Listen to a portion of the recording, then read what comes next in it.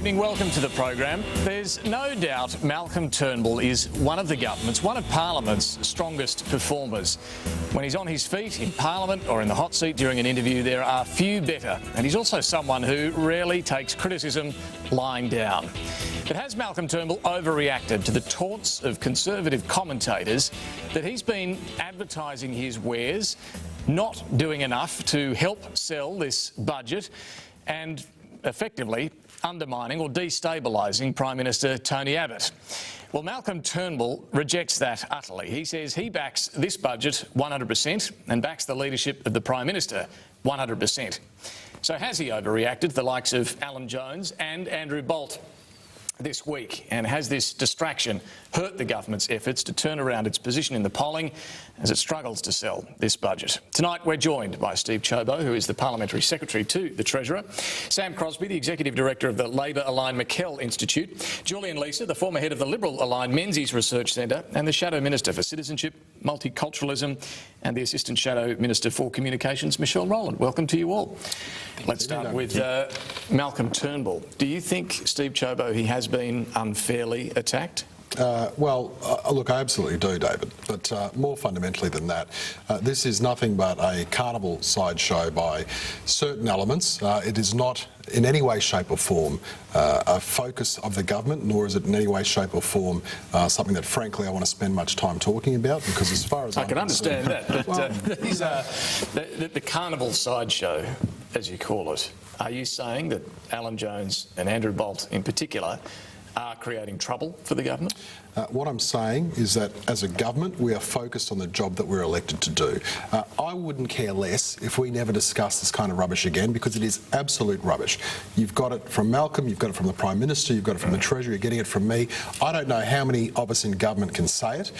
Our focus is upon doing what we were elected to do, to pay down debt, to restore the budget, to build the roads of the 21st century, to stop the boats. That's what we're focused on, and frankly, if others want to talk about other things, well, knock themselves out. Zero interest on the part of the... Tonight, Malcolm Turnbull has said, when asked whether this has been a coordinated attack on him from Alan Jones and Andrew Bolt, he said that you could form that view, although he doesn't think this has been coordinated by the Prime Minister. Do you think it's been coordinated by anyone? I certainly don't. I don't, not for 1 second. And I repeat again, David, this is not a focus for me. It's not a focus for the government. It's not a focus for Malcolm Turnbull. I understand there are others who want to sort of try to propel themselves up by talking about it, but it's not something that any of us are focused on. Julian, let me bring you in here. At the heart of the critique that's been made is that as Tony Abbott struggles in the polls, he's had a dip in the polls, there is Malcolm Turnbull having dinner with Clive Palmer, advertising his wares in various media performances, ensuring that he is going to be the story of the day. Do you think this is hurting the government? I think that's the most malevolent view of what's happened here. I mean, Malcolm had dinner with Clive Palmer. He explained why he had dinner with Clive Palmer. The purpose of the dinner was just to talk about things. I mean, you know, you're in government. You have to, at some point, reach out to people in other parties to get your legislation passed. That seemed to be a reasonable thing to do. I don't see this whole thing as anything more than a big storm in a teacup. Is there always going to be a level of interest in Malcolm Turnbull and his ambitions, given he's a former leader? He's also still more popular in any opinion poll than Tony Abbott and the rest of them. And he is always a very engaging person to watch. Malcolm Turnbull's an excellent character to watch. He's an excellent contributor to the Parliament. He's, as you said earlier, excellent in interviews. And I think people will always be interested in the contribution that he makes more broadly. But, you know, he said this evening he has no further ambitions in relation to leadership. I think he's doing a great job in the communications portfolio. He knows more about communications issues than anyone else in the Parliament. He's perfect for the role. And I think... I believe him when he says that he supports Tony Abbott, and they have a long history together. You go back to the time when they were in the Republic debate together. Even though they were on opposite sides, Malcolm, in his book, The Reluctant Republic, wrote of Tony Abbott that he was the real key difference in turning the monarchist movement from a sort of collection of Sydney lawyers to a political machine. Michelle Rowland, let me ask you, as someone who is, as I said, the Assistant Shadow Minister for Communication, so you do line up against Malcolm Turnbull in the portfolio sense. How do you actually view him as an opponent, as a parliamentarian, as a politician? I view everyone in the parliament as my equal.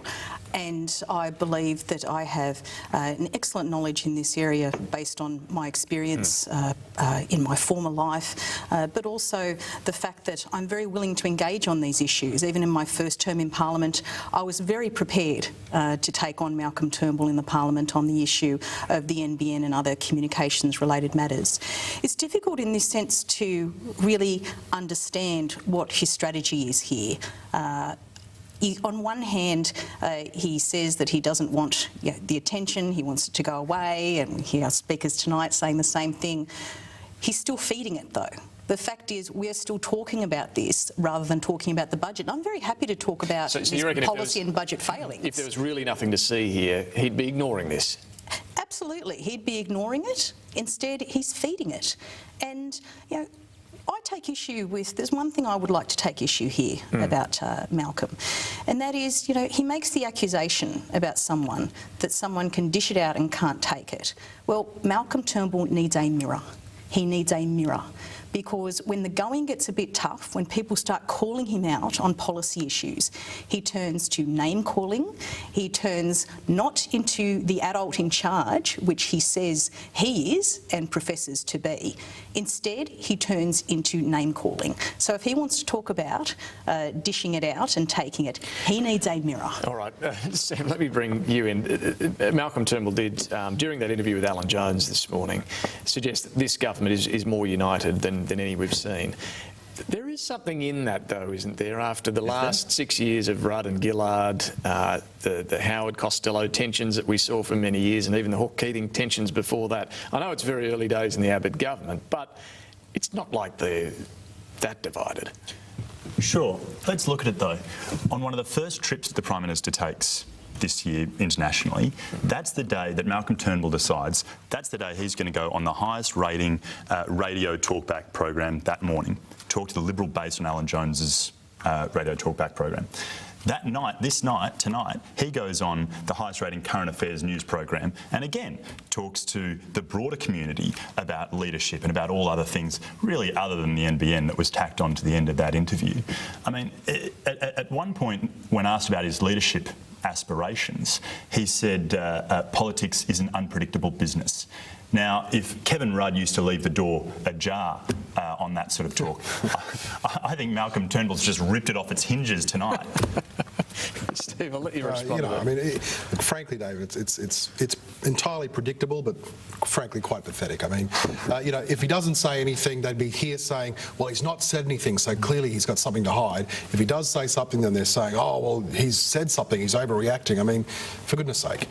You've got it from the horse's mouth. You've got it from the Prime Minister. You're getting it from me. You're getting it from every single member of the government. We are not focused on this. This is not part of our attention. And I want to encourage Michelle and Sam and whoever else wants to talk about it as much as they want. Talk themselves to their blue in the face. We don't care. It's not what we're focused on, and I don't think it's what the Australian people are focused on. Why do you think there are always leadership questions around Malcolm Turnbull in the way there were around Kevin Rudd? I don't think there are. What I think there is an appetite from the Australian media this to be is just the media. excited. Malcolm Turnbull himself has admitted in interviews today, people when they see him, they always ask, when are you coming back to... He's always top of the polls in terms of favourite Liberals. David, I guarantee you that when Anthony Albanese, who let's not forget was the people's choice when it came to Labor's leadership, I have no doubt that people say to Anthony Albanese, when are you replacing Shorten? Shorten's useless. Anthony Albanese doesn't get on TV and go and talk about it every day. Well, because frankly, no one's really interested in what he's got to say. but from my perspective, I think that the issue is this: there is always an appetite from the media. Understandably, I'm not being on the attack with this. There's colour, movement, light. The media are there, and that's understandable. All I can do as a member of the government is make it crystal clear, as Malcolm has done, as the Prime Minister have done, as the Treasurer's done, that this is not something any of us are focused on. And frankly, I think in 24 hours this will be as dead as a dodo. Well, you're right in that Liberals aren't talking about the leadership. There's no appetite for a leadership change. So why then is this coming up from two leading Conservative commentators? Well, I don't know. I wish I did. And I think that there's that same sort of quizzical notion that that Malcolm has, that the Prime Minister has. I mean, I think, frankly, most Liberals are scratching their heads and going, why are they talking about this? None of us are talking about it. And so, as far as we're concerned, neither should they. Of course, well, the heart of a lot of this has been that dinner with Clive Palmer. I want to talk about Clive Palmer, who's also, of course, been making headlines this week for a rather insulting and offensive attack on Peter Cretland, the Prime Minister's Chief of Staff. Michelle Rowland, let me ask you, what did you make of what he had to say, suggesting that the government, the Prime Minister's paid parental leave scheme, which I know you're critical of, was only there to help Peter Cretland when if she got pregnant? I thought his comment was completely inappropriate. He withdrew, but he should have apologised immediately as well. Staff members should never be brought into this matters, and it was factually incorrect in any event. So I thought it was entirely inappropriate, and it should not have been said. Was it sexist? Look, I think it was. I think it was. If that was a male Chief of Staff, I doubt that would have been said, and that's for me the test, and it should not have been said. Julian, what do you think it's told us about the character, the style of Clive Palmer? I think the whole country is waiting for Clive Palmer to actually outline a philosophy and a program and some information about where he's going to go with the government's budget bills. I think that's what people are really interested in, where he's going to go on a whole range of policy issues. And I think he should focus on the policy questions, not on all of these other sort of issues. I just take that up, though. I think a lot of us and those who follow politics closely would be interested in where he's going to land on the policy front when it comes to a vote. Do you agree, though, that there's a lot of people in the electorate out there who are attracted to the superficiality of the sideshow alley stuff that often surrounds him? Well, yes, look, he's a sort of an interesting character in the way that people follow cats on the internet, on YouTube. I mean, it's the same sort of thing. People will watch all sorts of bizarre things. But I think he's got a serious job to do. He's the leader of a party that may have the balance of power in the Senate, and I think he's therefore got to step up and take responsibility and exercise that power responsibly. Was this comment of his this week, Steve Ciobo, a moment at which some in the government decide the gloves have to come off with this guy? Look, Clive Palmer is going to play a very influential role in the sense that he will hold, to some extent, a balance of power position in the upper house. And that's precisely the reason why, as a government, we need to engage with him in the same way that we need to engage with the Greens and we need to engage with the Labor Party. We have a mandate that we're seeking to get through from the Australian people. From my perspective, his comments this week were consistent with a man who I think is all about the headline, and frankly, that's the same reason why he turns up in $500,000 vehicles and all this sort of rubbish. And a different one every day. And a different one every day. I mean, it's all about Clive, and it's all about making a song and a dance, and so I think that this was entirely consistent with his character, because I don't think there's anything in terms of substance to this bloke. But unfortunately, of course, we've got to engage with him, so we'll need to do that. His comments were completely tasteless, and I'm grateful that Michelle repudiated it so strongly, as it should have been. I think everyone agrees on that, Sam, don't they? But absolutely, the policy positions he's taking, they're populist. They're also very much in line with Labor's position on these budget measures, aren't they? Well, they are today. I don't know what they're going to be tomorrow. I think we saw on the 7:30 report yesterday when he flat out denied that he mentioned anything about a pregnancy, despite there being numerous B-roll footage of him talking about a pregnancy. So he has a habit of, when he doesn't like what he said, just erasing that and moving on to tomorrow's story or the next big thing or the next car that he's going to drive into Parliament the next day. So, sure, at the moment he's saying things that I'm sure Michelle and the Labor Party are pleased to hear about. So you're not confident that he'll necessarily vote that way when it comes to the crunch? I'm not. I think he's playing a negotiating game to get more staff for himself and for his party. And if that happens, I don't know what's going to get sold down the river first. We might take a break then get into some of those particular budget measures. There's quite a number of them that do look like being defeated in the Parliament, if indeed Clive Palmer is true to his word. Stay with us, we'll be right back.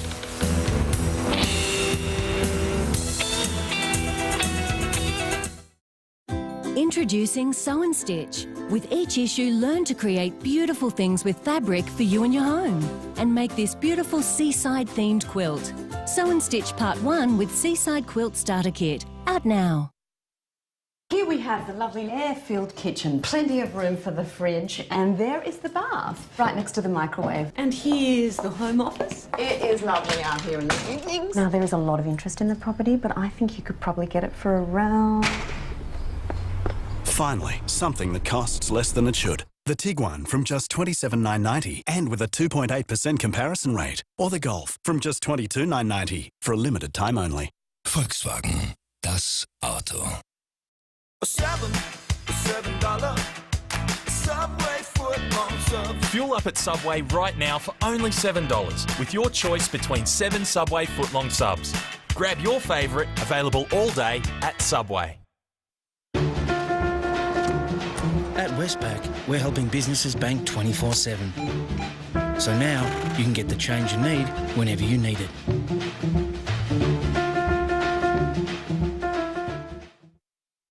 Introducing Bet Easy, as Australian as minimum chips and a battered salad. And to show what we're made of, we're putting $50 on Australia for all Bet Easy members on every match we play in Brazil. Isn't it time we backed Australia?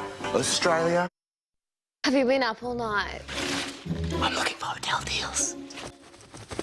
Why didn't you just go to Hotels Combined? They compare hundreds of travel sites in seconds. Hotels Combined. Find the best price in seconds at hotelscombined.com. For sake of Sergey, to compare health insurance before June 30 and avoid the health tax, please call comparethemarket.com.au. Simples. When we find ourselves experiencing the pain of a sore throat, most of us go for the same old throat lozenges. But whilst they target bacteria, they don't treat inflammation, the primary cause of pain. Difflam Dual Action Throat Lozenges are different. They fight bacteria and inflammation to help give pain relief for up to 3 hours. Bad throat? Experience the difference with Difflam Dual Action Lozenges, and also available Difflam Triple Action with anaesthetic. At Origin, we don't just sell energy, we make energy fresh every day. We explore, generate and buy energy so you can get the gas and electricity you need. The public do love me. They are responding to me. Didn't you know that? You make a distinguished, penetrating, scholarly and entertaining contribution to the show called Jones and Richo. Oh, yeah, right. Good to have you with us tonight. We're talking to Steve Ciobo, the Parliamentary Secretary to the Treasurer, Sam Crosby, the Executive Director of the McKell Institute, Julian Leeser, former Head of the Menzies Research Centre, and the Shadow Minister for Citizenship and Multiculturalism, Michelle Rowland. I want to turn to the economy and the budget. This week we saw some pretty strong figures on the economy, growing in the first 3 months of the year by 1.1%, 3.5% annually. Surprisingly strong. Who deserves the credit for that? Michelle Rowland, do you give the government credit for how the economy's going? Well, look, it's always good to see growth, and we've had many years of consecutive growth, which is a great thing for Australia. And I think I'm not into talking the economy down, and I think it points to a couple of things, though.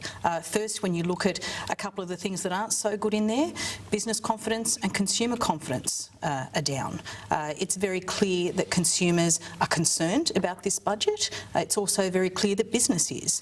And I think that they point to some... David Gruen from Treasury told estimates last night, I think it was, there has been no noticeable impact on consumer confidence from the budget.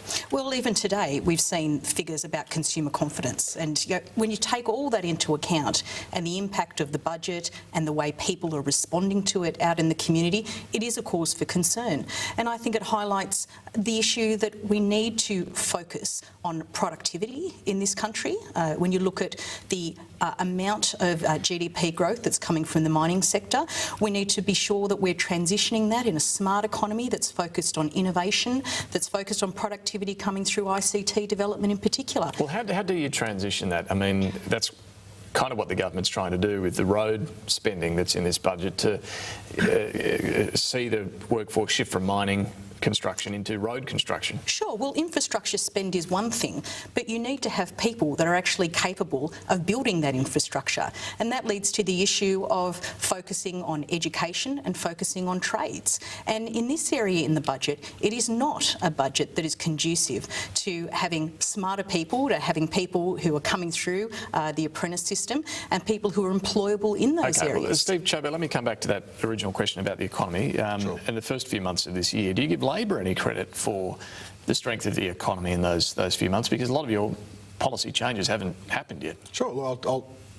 Labor didn't do everything wrong. There's a news flash for you. Not every single thing Labor did was wrong. So I am very happy to concede. I'm sure that'll appear in the next election. I'm very happy to concede that Labor did do some things and the economy kept ticking along. Our gripe has always been, though, that Labor's approach has been to see massive overspending, a lot of waste, a lot of reckless spending.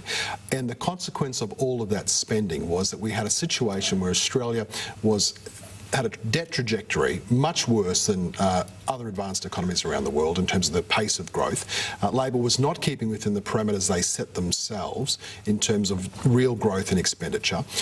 And as a consequence of that approach, and as a consequence of that reckless spending, Australia was on a pathway to reach $667 billion of debt. So that's the context we talk about the budgetary crisis that Australia faced. So, yes, there were some fundamentals that were there, but what we've done since our election is make sure that we've given additional confidence back to consumers. We saw that in terms of home prices, we saw that in terms of consumer confidence and business confidence. And so I think that the two together, i.e. some of their fundamentals and what we've done subsequently, have brought about the kind of strong growth that we're seeing now. I think both sides agree on this productivity question and issue that Michelle Rowland, you raised there. This is the way to improve our economic performance. But what does that mean in practice? What needs to be done to improve that productivity, Sam? Well, the good news is Labor productivity is up. Labor productivity, just as Wayne Swan and Julie Gillard and Kevin Rudd said it would happen, that these things are cyclical and it plateaus for a while and then it increases dramatically. So that's good news. And I think we can all say that therefore doesn't need to be any changes to the industrial relations system, and we're managing to achieve these gains in productivity under the existing. But to be clear, are you saying we don't need any further productivity improvement? No, of course not. Of course not. There's always greater gains that can be made. So how do you make them? Because this is clearly key to dealing with the pressures that are there. Sure. I think everyone can agree that education is one of the core drivers. Well, can they? Steve Ciobo, I mean, you guys are... I'm going to use the word cutting, but I know you'll say we're not cutting, we're increasing at a lower rate, but you are taking money away from education. Well, no, we're not. We're actually allocated money from education. If you look at, well, let's just deal with this, because I mean, Labor runs this line that we're cutting education by 20%. False. Right, you are saving $80 billion. You look at the allocation of funding for education in the budget papers, there's actually an extra $1.2 billion in the budget papers. So let's reject entirely this notion. As you know, the budget overview, I think it's an important point. The budget overview, the key document, page 8 or 10, says we are saving $80 billion in school and hospital There was funding. no money there from the Labor Party. The money was never there. All there was this grand aspiration that one day Labor, because Labor could write whatever they wanted to. If they wanted to put $150 billion, they could put that there, because you know what? Right. It meant nothing because they had no money there. But to Sam's point, is education a way of boosting productivity? Of course it is, and that is the reason why we are extending the operation of education. I mean, for the first time, we're providing, Michelle raised trades training, for example, we're providing grants of up to $20,000 as loans for training in those areas. I mean, we are wanting to make sure that we get a responsive market-based approach to tertiary education, be it vocational education, be it a diploma, be it a degree, and ultimately that, of course, is going to play through to the skill set and the skill base of the Australian population. Just on that, isn't this point right, that making that level of education, and particularly at the sub-degree level, more widely available through Commonwealth support a good way of dealing with the skills It's not being problem? made more widely available. Well, Commonwealth support is being made available but to if you look, advanced diplomas and those sort of sub-degree courses. But if you look overall at the vocation sector, just that sector, if you look at how we are supposed to be improving the employability of young people, measures such as getting rid of partnership brokers, the ones who are supposed to place students who are doing courses in their final secondary years at school, those have all been removed. Now, I can speak from experience in this because I've had high schools in my electorate contact me and say they can no longer offer these vet courses to their young people. These are people who aren't and who recognise they're probably not suited to a university education and want to pursue a trade. They can't offer these courses anymore because they simply don't have the capacity to place these young people in the placements that they're supposed to as part of their degree. That is not opening it up to more people. That is quite clearly making it less attractive for young people to get into these trades. Julian, get back to this productivity question. How do you think productivity can be improved? Well, I disagree with Sam. I think that you've got a Productivity Commission inquiry looking at workplace relations questions. I don't think you should ever shut the door on a particular aspect of productivity reform. I think you've got to constantly review these things. One of the things that the government's doing is infrastructure improvement. Living in Sydney, the roads are clogged constantly, and that's why they're trying to build West Connects and North Connects and a whole range of other infrastructure here, which will provide both jobs but will also increase the productivity because it'll cut down travel times for both commuters and people who are shipping goods from place to place. I think that's the sort of thing that you've got to do. You've got to also look at individual sectors of the economy. The building industry is not as productive as it could be, and one of the reasons it's not is because, as we know, the union intimidation continues on building sites, particularly in Victoria, and that's why it's important that the ABCC comes back. And back on your initial point there about industrial relations, that you shouldn't shut the door on that. There is a debate about penalty rates in particular for Sunday shifts in retail and hospitality. Can we have a sensible debate about this, Steve Ciobo? Would you get behind a push to do something about that? Well, that's a decision, obviously, of the Fair Work Commission, what's going to happen with penalty rates. To go to your question, can we have a sensible debate about it? I'm not sure we can, unfortunately. As a member of the Coalition, I can't mention the words industrial relations without, unfortunately, some Labor person jumping up and saying, work choices, they've got plans to bring back work choices. I mean, I know that... Plans to bring back work choices? He says it tongue in jest, but unfortunately we've heard that refrain time in, time out in the Parliament. I mean, even for goodness sake, what was it, about 3 days ago, we had Labor members in an orchestrated attempt in the Parliament all holding up work choices mouse pads. I mean, that just underscores that I think, frankly, the Labor Party doesn't have the maturity to have this discussion. The reality, though, is that it's worked, that campaign. That's what I'm saying. It spooked you guys into not doing anything, not saying anything, not even saying penalty rates should be watered down. Well, what I said was it's a decision of the Fair Work Commission. It's that body that makes the decision. Why can't you sit here as a Liberal MP and say, you know what, penalty rates, we've got to do something about it? I'll tell you this, David. The higher the penalty rates, the more expensive you make it to employ a person, the fewer jobs there are in the marketplace. It's that simple. So the Labor Party can run around and tell everyone how much better they're doing as a consequence of having higher penalty rates, but I'll tell you what it's not doing. It's not creating employment. In fact, it's a disincentive for people to be employed. Fundamental. I actually think this is quite misguided, focusing just on this issue. When time and time again, studies have shown and countries have proven that the single biggest driver of productivity in an economy is ICT investment. And I listened to comments about infrastructure. Well, infrastructure also should include investments in ICT, the national broadband network. These are the sorts of things that Australia should be looking to do and future-proof this country to make sure that we do have high levels of productivity. You don't just have to take it from me. You can even see Access Economics, a number of studies that were done by the previous government, all showing the same thing. Right now, if you're running a small business, maybe a clothes shop or a hairdresser, if you have to pay those penalty rates on a Sunday, that is an added cost to employment, isn't it? Do you think there's scope for at least looking at how those penalty rates can be better tailored. Well, the question is, are you going to employ more people?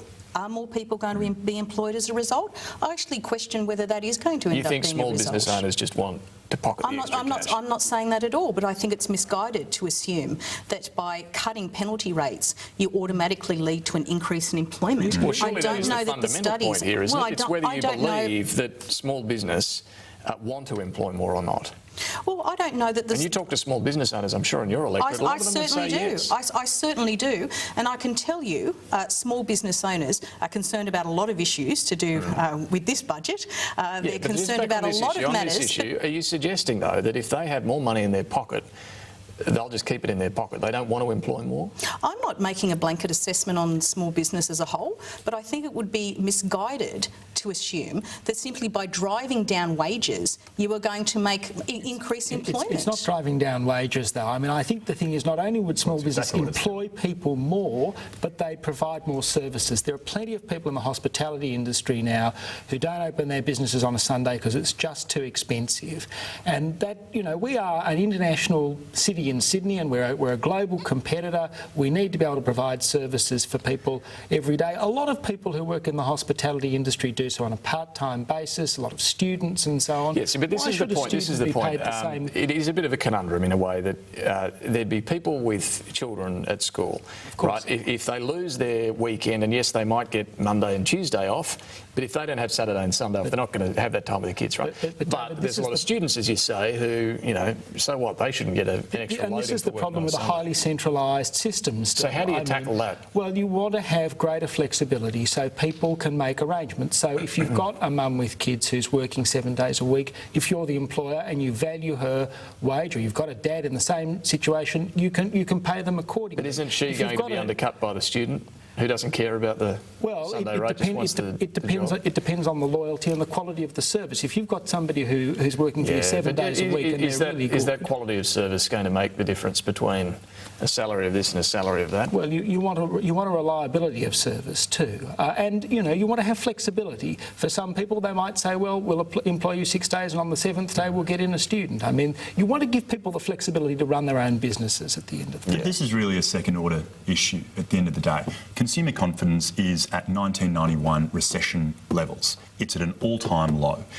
It doesn't matter if the shops are open. No one's buying.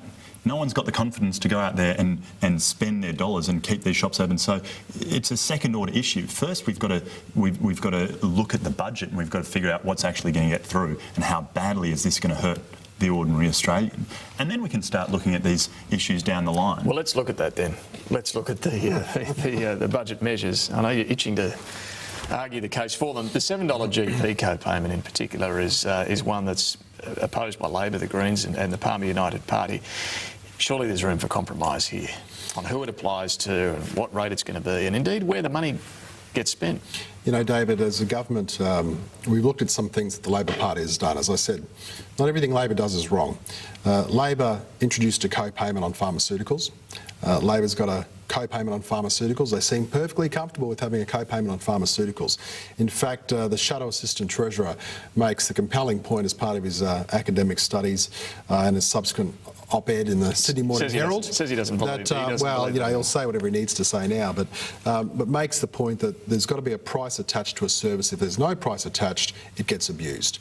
And so we've set a $7 co-payment. But this isn't so much about reducing the use of GP services, is it? Because I think you've only budgeted that it's going to reduce it by 1%. No, well, it's about reducing the abuse of services. By 1%. It's about asking... Seeing your doctor? Here's a shock horror. Not everyone goes to the doctor for a valid reason. Scandalous, I know, but it is actually a fact. And they're the people we should be targeting. Yeah. All those people go for fun, I reckon. Yeah, these people are using the system. All those people with chronic diabetes. Yeah, they have a good day out. This is part of the problem, David. I mean, the Labor would have people believe that as a Liberal, I'm sitting here saying, well, how can I persecute those people with diabetes? I mean, for goodness sake. Seriously. So who are you talking about? Who are these people that go to the doctor for fun? You know, I could pull up on my phone right now an email from a pensioner that I got who lives in an aged care facility. He said, I agree with the co-payment because I believe and I know a lot of elderly people go to the doctor out of a sense of isolation and the chance to talk to someone. And that's just one example. So pensions. I've had no, don't be so silly with that sort of interjection. But come on, I mean, we've also got examples you're saying from that old doctors people are where using we've got a it for a chat. situation where they talk about, for example, in Queensland, I've had ambulance drivers tell me in Queensland where they will get a regular phone call from a person asking to be picked up, who'll then transport that person to the hospital, and guess what? That person walks out of the emergency department and goes down the road and does their shopping because there's no cost associated with taking an ambulance. But, so, okay, you know, but just unfortunately, the scale of this problem you're identifying, sure, there are no doubt examples where that happens, but is the scale of it worth doing what you're doing? Because, as I say, you're only budgeting to reduce doctor visits by 1%. Well, David, I think it is an important matter of principle. In the same way that Labor thought it was an important matter of principle to have a co-payment on pharmaceuticals, is a principle like that, though, really worth the political pain that you're suffering over this? Because I question that. It's part of a suite of measures the government's put forward to try to reverse a situation that Australia was faced with. But this, hang on, you're talking about debt there. Correct. This isn't going to help debt. All the $7 payments are going to go into a fund for medical research. I just wonder the political thinking behind this. You're copping it over this issue, as you know, and what's it going to achieve? It's not going to pay down debt. It's only going to save doctor visits by 1%. And yes, a medical research fund would be great. But is it working out for you, this issue? I think you're being a little too dismissive of the fact that our aspiration is for Australia to have the largest research endowment fund in the world. I mean, let's not be quite so quick to write off what $1 billion a year into research could yield for this nation. I mean, I see people just sort of drawing a line through it and flippantly saying, oh, who cares? We are talking about the biggest medical research fund on the planet. We don't know what that's going to lead to. We don't know what advances are going to flow from that. And I think that asking people, well, frankly, you wouldn't know if it's in 36 months or whether it's in 20 years. But the point is that the consequence is going to be... Isn't the sort of visionary long-term stuff, you know, what we lack in politics? I mean, this was part of the thinking behind the NBN and a price on carbon and all this. It's thinking about the future. And it's a great thing in concept. The point is, though, that you're going to be hitting pensioners and chronically ill Australians. You're hitting them at the point when they can least afford it to pay for this fund, and that's wrong. Julian, Leeser, what do you think about this measure? Is it worth persisting with? Oh, yes, I think it is. I mean, I think, you know, there are behavioural changes that need to occur. I mean, I think that the cost of the Medicare system is obviously part of the reason that this is being done. I think that the benefit of having the medical research fund is useful. And I think, you know, the cap of 10 visits and then you can go for free is reasonable. I think it's a fair balance. We need to take another break. I do have another couple of questions on the budget, but I also want to talk about the Prime Minister's efforts with President Yudhoyono to get that relationship with Indonesia back on track and where he's headed on this overseas round-the-world trip. Stay with us.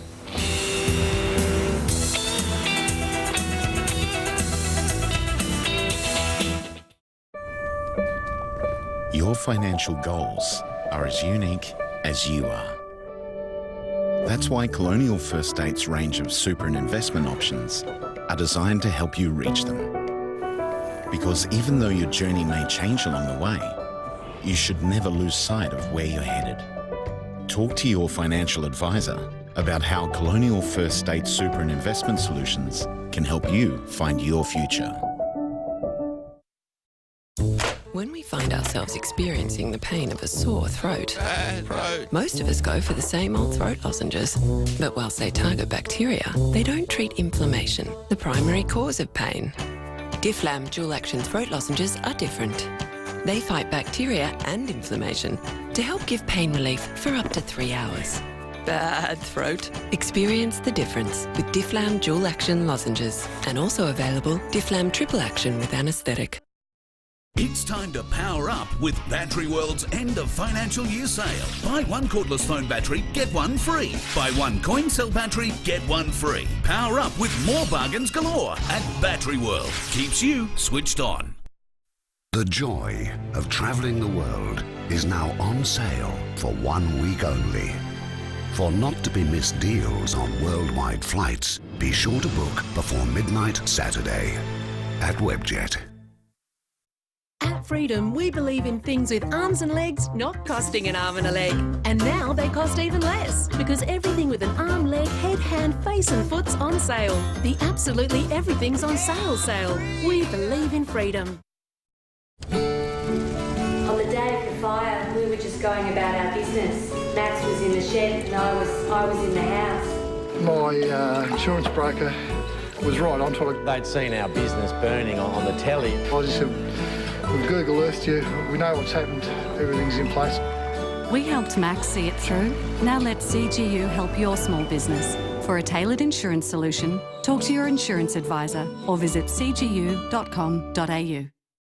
Here we have the lovely air-filled kitchen, plenty of room for the fridge, and there is the bath, right next to the microwave. And here's the home office. It is lovely out here in the evenings. Now, there is a lot of interest in the property, but I think you could probably get it for around...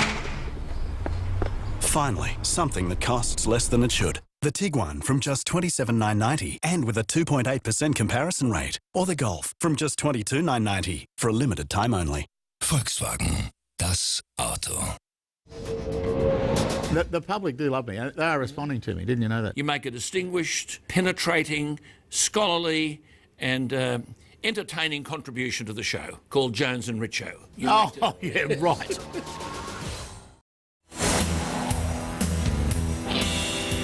You're watching The Nation. Good to have you with us tonight. Before we leave the budget debate, I just want to get back to the heart of why the government's doing what it's doing, to bring spending under control, and the accusation that Labor doesn't get that and doesn't have any alternative plans. Michelle Rowland, do you think there is a spending problem that needs to be brought under control? Well, I think that this whole notion that Steve alluded to earlier in the program, concocting this budget emergency, I think the very fact that they have doubled the size of the deficit since PFO just speaks volumes for the fact that this is a complete concoction. But putting that to one side, do we have a spending problem? Look, I think we have challenges. We certainly have challenges, and we always have. And that's why Labor, in its last term, put caps on the amount of spending that we said, and we said we would adhere to those. But I think it's also important to note. I think it's important to note, two things. Firstly, Steve talks about the budget, and people agree with his his points and so forth. The key thing that is coming out that is really resonating in communities is the unfairness. The notion that somehow this is full, everyone's doing their fair share. People whom I represent know that that's not the case. No, I appreciate that's the position that Labor's taken. But just on whether we do have a problem here that needs to be addressed. I think you've said we do have challenges, but do you agree we can't continue on this spending path? Well, Labor always wanted to, and was always part of our economic strategy to rein in spending. And it is clear that we need to have... How should that be done? Well, just as an example, I think that we should have this budget should be a budget that's looking to the future, that it is actually investing in innovation, that it's not doing things that are harmful. Which is great in the long term. But how do you get the spending down? In the short term, they do end up by for example, putting a co-payment on people when they visit the doctor. That is going to very clearly discourage people who have chronic illnesses from getting the right treatments that they need, and end up costing more in hospitals at the end of it. So it's by doing things that are smarter, actually investing in preventative health. And we saw a preventative...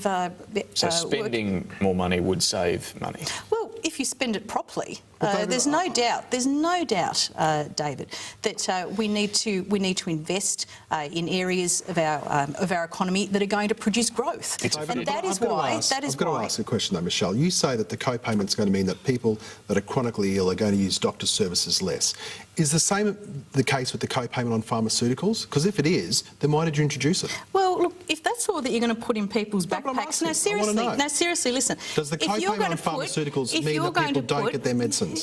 You know perfectly well that people do get their medicines when they need them, and it's thanks to people... So why do they do it with pharmaceuticals but not with doctors? It's thanks to people being managed properly through preventative health that we actually manage to have a healthier society and people who are relying less on hospital emergency departments. Okay, so they'll pay the co-payment for their pharmaceuticals, but they won't pay to go to the doctor? If I was a marginal seat Liberal MP and I was told in the speaking notes, go out and talk about Andrew Lee, go out and talk about these emails that Steve selectively saying, I'd be pretty worried because it's quite clear that this has been roundly rejected in our local communities. Okay, the other thing I wanted to ask about was the carbon tax, which is still to be repealed by the government.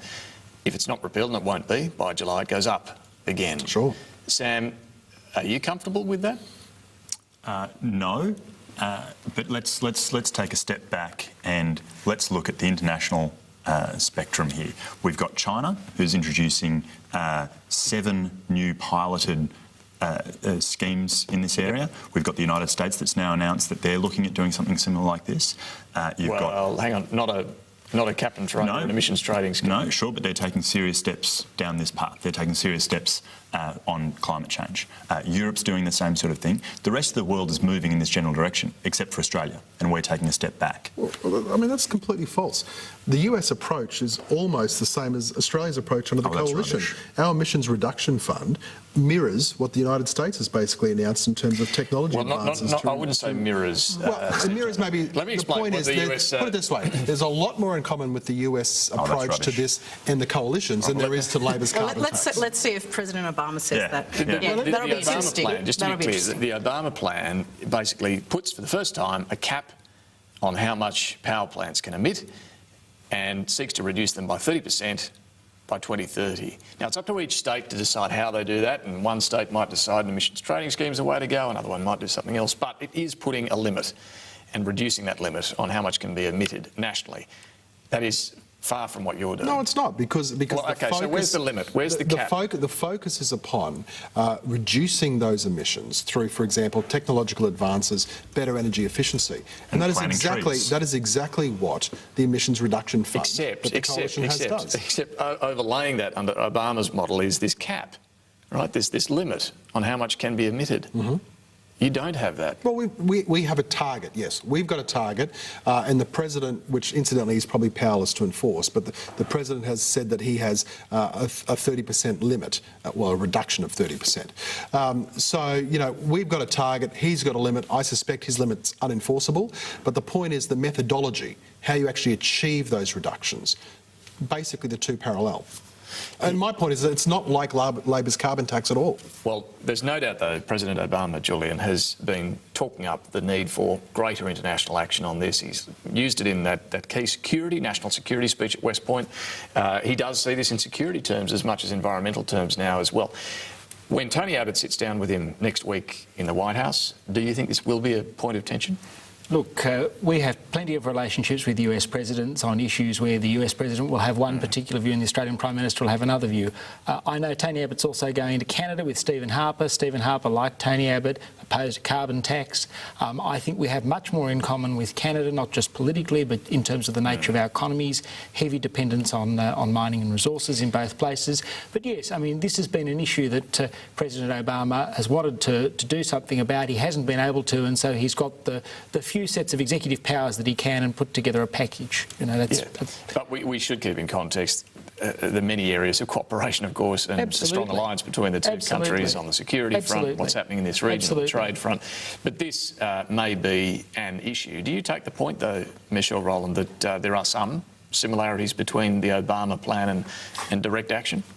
No one has been able to articulate what direct action is yet. You know, the magic soil, planting trees, subsidising polluters. Look, if I was I don't think President Obama is going to go for that one.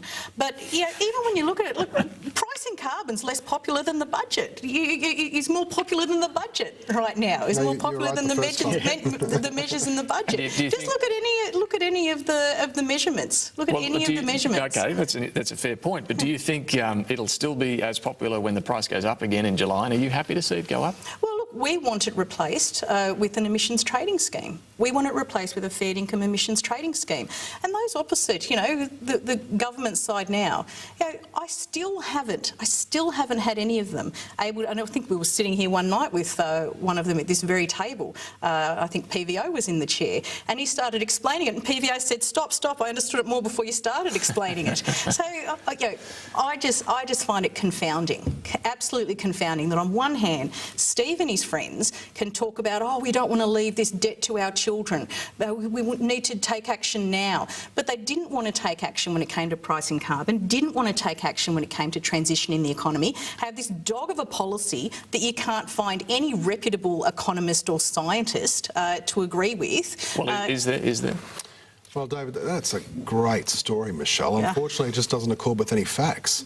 But, you know, full points for the storytelling. The coalition's approach. So which economist and which scientist? Well, yeah, Moncton, come on. You want to give me a quick test? I mean, the point is, Michelle makes the claim that we're so concerned about the debt that Labor's leaving to our children, but we're not concerned about climate change. Well, actually, newsflash, we are. Our target to get a 5% reduction, guess what?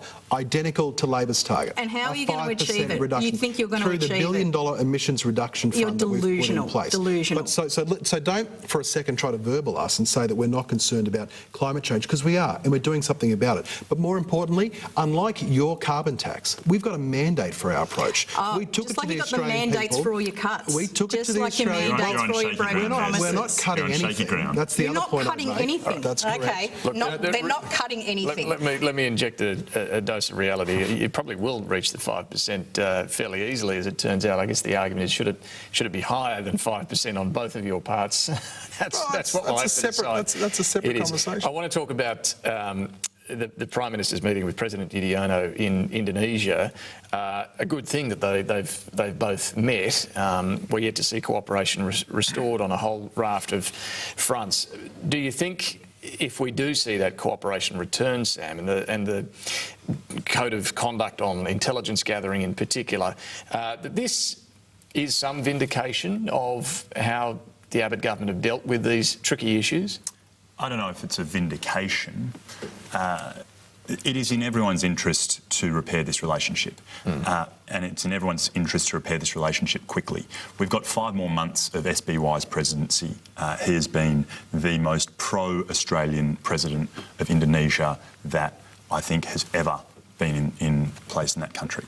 The next president, whoever that may be, in either case, doesn't have nearly as strong relationship with Australia as SBY does. So we need to move quickly. Today's meeting, I think, was the President's last great gift to Australia. That's fantastic. We should applaud both the Prime Minister and the President for having that meeting and coming to terms with that. But there are still those 10 suspended areas of cooperation that cover some very, very serious things that need to be rectified, and rectified quickly. If he can pull this off, the Prime Minister, I mean, without having to change his policy on asylum seeker boats, without having to apologise or guarantee we won't spy on the President and other senior figures anymore, that's not a bad outcome politically as far as Tony Abbott's concerned, is it? Look, it's in all our interests. It's in the national interest to have a strong relationship with Indonesia. And there will be challenges that will arise in future.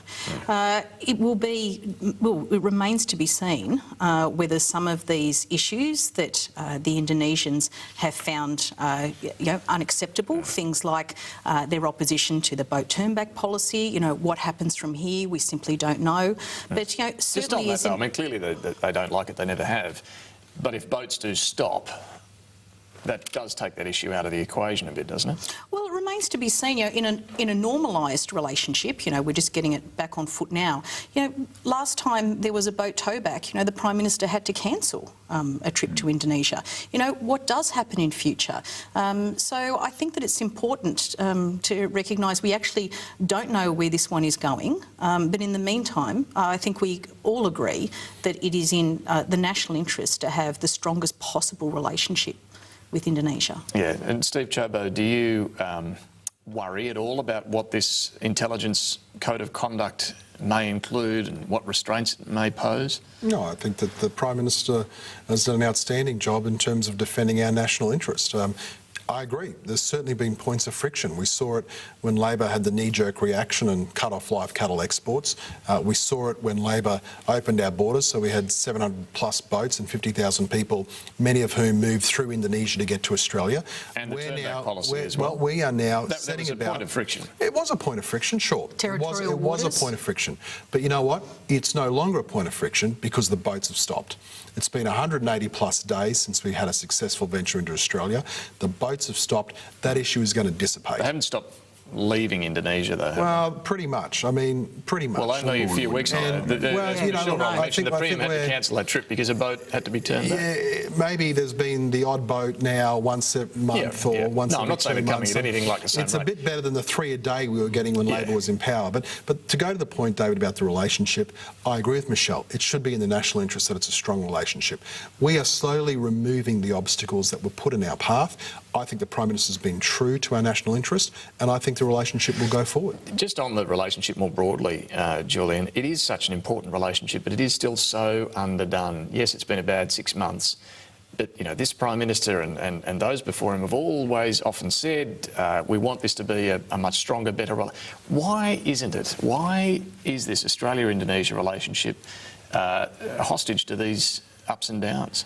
I think there will always be points of tension, as there is in any relationship between neighbours. But I think one of the really good things that Tony Abbott has done is try to make the priority of the foreign policy Jakarta. I mean, remember he had that slogan in the election, Jakarta, not Geneva. And the hasn't worked out yet. Well, I mean, there's been a bit of a speed bump on the road, but I think today's meeting and the fact, I mean, Steve is right. The fact that there haven't been boats here takes, to use a President Yudhoyono expression, the sugar off the table. That's better for Indonesia. You don't have people coming there. The security cooperation between our two countries that goes back to the time of the Bali bombing when Yudhoyono himself was security minister there. I think that's fundamentally in our national interest, first and foremost. The potential trade relationships. You know, there are so many Indonesian university students as part of the New Colombo plan, that come to study here, and there's so many Australians that are going to go over there as part of the New Colombo plan. Those things and those interpersonal relationships will have to continue to underpin. And arguably the security and intelligence relationship is only going to become increasingly important as both sides have been acknowledging, with hardened radicals coming back from Syria into Indonesia as well as Australia, but into Indonesia in particular, that is a concern for the region. Look, we are out of time. We're going to have to wrap things up there. But Steve, Ciobo, Sam, Crosby, Julian, Leeser and Michelle Rowland, thank you all for joining us this week. Thanks, David. Thanks for your company as well. We'll be back same time next week. See you then.